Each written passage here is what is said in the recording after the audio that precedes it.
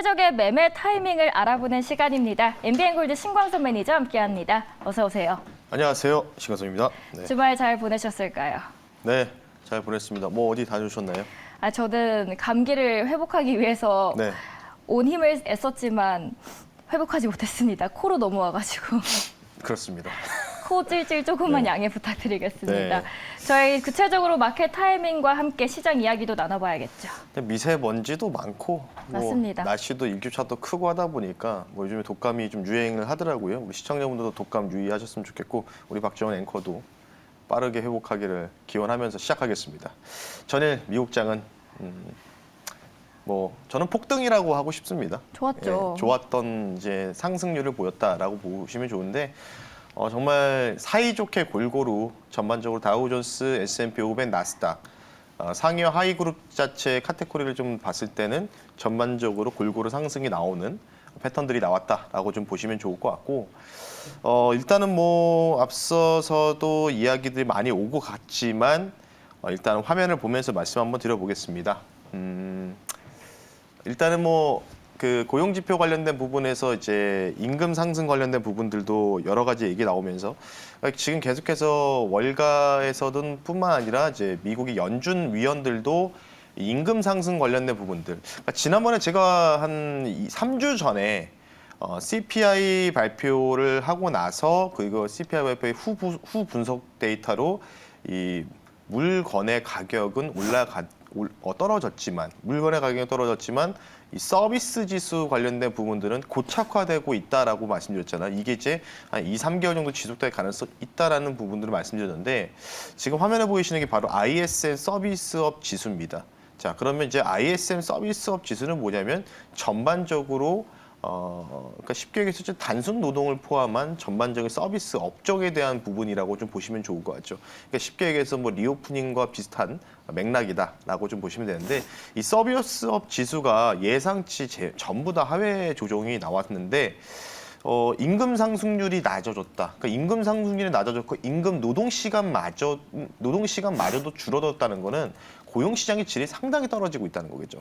쉽게 얘기해서. 그러니까 시장이 이제 주식 시장이 아니라 경제 시장 자체가 쉽게 해서 아르바이트 관련된 이런 단순 노동 서비스만 하는 사람들만 늘어났다. 그러니까 이제 쉽게 얘기해서 임금 상승률이 높아진다는 거는 전문직이나 또는 뭔가 전문 생산직들이라든지 이런 부분들이 어느 정도 많이 고용이 되면은 쉽게 얘기해서 임금 상승률이 올라가게 될 수밖에 없거든요. 왜냐하면 대부분 대졸자라든지 최소한의 그냥 비즈니스 스쿨 정도 나오는 사람들 위주로 지금 진행이 돼야 되기 때문에. 근데 지금 대부분 단순 노동, 그러니까 쉽게 얘기해서 중학교나 고등학교 정도만 졸업한 사람들도 할 수 있는 이런 부분들이겠죠. 그래서 좀 상당히 고용 시장의 질이 좀 나쁘다. 그러니까 고용 시장의 질이 나쁘다고 시장이 해석해 버리니까 그러면 시장은 이제 그럼 연준은 이제 5.15 이상 못 올리는 거 아니냐 이런 부분인데 미국 시장 급등 사유가 물론 이것도 있었지만 다음 화면에서 있었습니다. 바로 라파엘 보스틱 애틀란타 연은 총재라고 보시면 되는데 이분이 이제 흑인이십니다. 흑인인데 이분이 이제 어제 금요일 날에서 토요일 넘어갈 때죠. 2번에 걸친 인터뷰가 있었습니다. 2번에 걸친 인터뷰가 있었는데 일단 주요 맥락의 발언은 미국 인플레이션이 정점을 통과했다라고 이야기를 했었습니다. 물론 이분은 계속 주구장창 비두기적인 모습들을 보여줬던 인물 중에 한 명이었고 전미 경제학계 섹션에서 애틀란타 연은 총재인 보스틱 연은 총재는 9개의 인플레이션 지표 중에서 7개의 주요 품목의 이 물건의 가격이겠죠.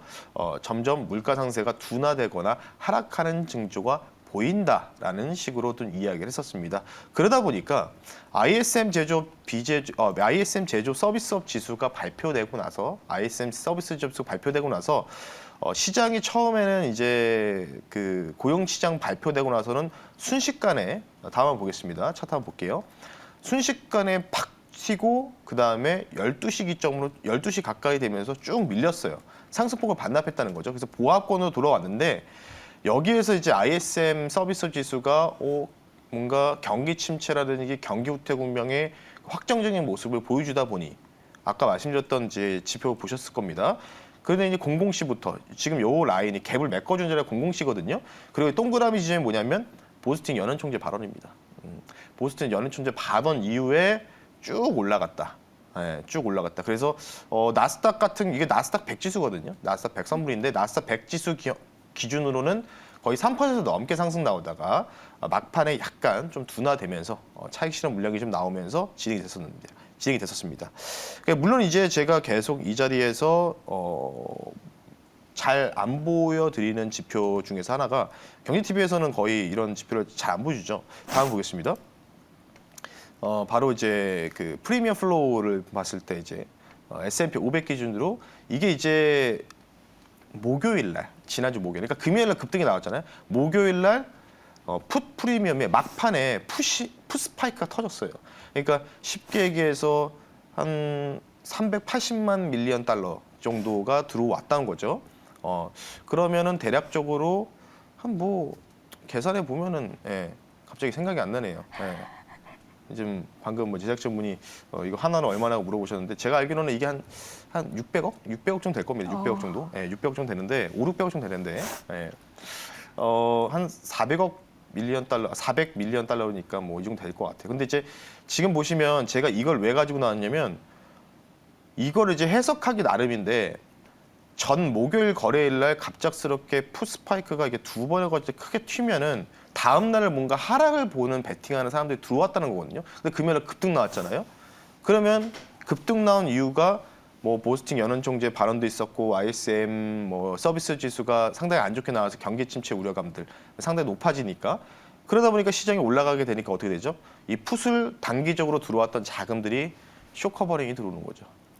야 이거 큰일 났다. 이거 바로 이 청산해야겠다 해가면서 청산하다 보니까 급등이 나왔다는 거죠. 그러니까 지금 시장을 좀 놓고 봤을 때는 어찌 보면 미국 같은 경우에는 거의 박스권이거든요. 지금 박스권이에요. 지금 최근 한 달 동안 한 3주 정도 박스권 이렇게 그려놓고 하단 딱 이탈하는 순간에 또 이렇게 급등 나오면서 상단 또 맞고 낮았거든요. 그러니까 지금 여기 박스권인데 이번 주에 주요 일정이 되게 많아요. 그러니까 이번 주에 박스권 상단 정말 정확하게 돌파할런지 이게 굉장히 관심 있게 지켜보실 부분이라고 좀 보시면 좋을 것 같고 다음 보겠습니다. 요 화면은 이제 MSCI 지수 한국, 우리나라, 코스피에 베팅하는 ETF입니다. 근데 이게 5% 급등 나왔어요. 전에 미국 시장, 전 거래 미국 시장 폭등 나올 때. 근데 지금 보시면 약간 좀 비슷한 국면이 이어지다가 최근 한 2주 정도에서 3주 정도는 완전히 디커플링이 되고 있죠. 왜냐하면 우리나라 증시는 2170, 80까지 빠져가지고 이전 전저점 테스트한다, 여기 깨진다, 어쩐다 하는데 지금 MSCI 한국 ETF는 어떻죠? 얼마 안 빠졌어요. 그러니까 쉽게 얘기해서 거의 최저점을 보면은 우리나라 증시 같은 경우는 한 2300 정도가 살짝 깼다고 올라간 거죠. 추종으로 보면은. 근데 이걸 봤을 때 제가 이제 제목을 이상 없는 MSCI 한국 ETF. 그러니까 월가에서 이 그러니까 우리나라 코스피 증시에 좀 베팅하기는 직접적으로 들어와야 되니까 좀 부담스러우니까 미국에 상장돼 있는 MSCI 한국 ETF를 사거든요. 우리나라 투자하고 싶으면 ETF를.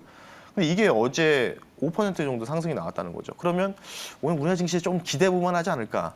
그러니까 지금 너무나 제가 이 차트를 보여드리는 이유는 우리나라는 지금 우리나라 코스피는 이렇게 떨어져 있는데 MSCI 한국 ETF는 월가 상장된 ETF는 여기 있어요. 이격에 대한 계류율이 지금 엄청나지 않습니까? 그러니까 지금 우리나라 이렇게 빠진 이유는 뭐예요? 배당락에 대한 뭐 이제 물량들이 출회했던 부분들, 반대 매매, 그리고 마지막은 외국인들의 선물 노름.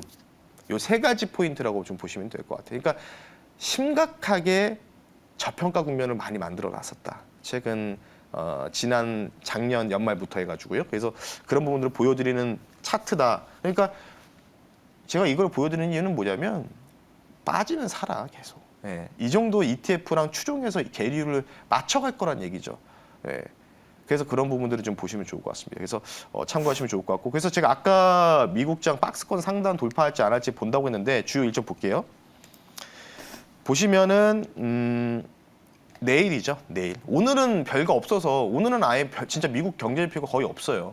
없다 보니까 오늘은 생략했고 내일에서 이제 화요일 수요일 넘어갈 때 파월 연준위원 발언이 있습니다.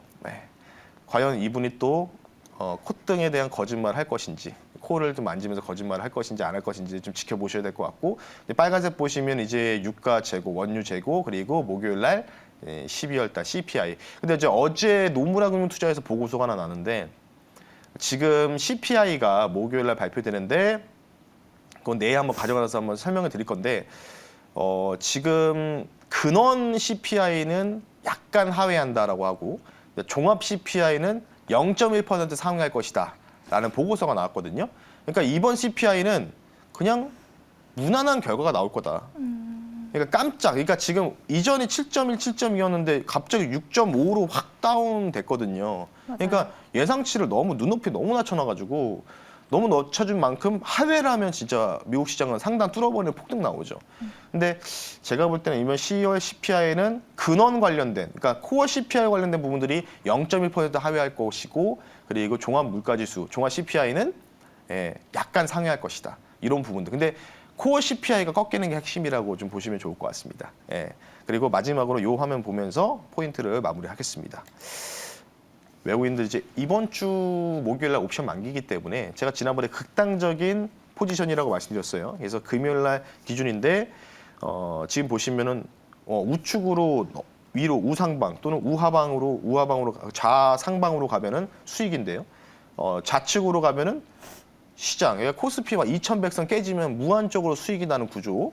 우측은 뭐냐면 코스피 지수로 환산하게 되면은 대략적으로 한 2350 정도 될 겁니다. 2350.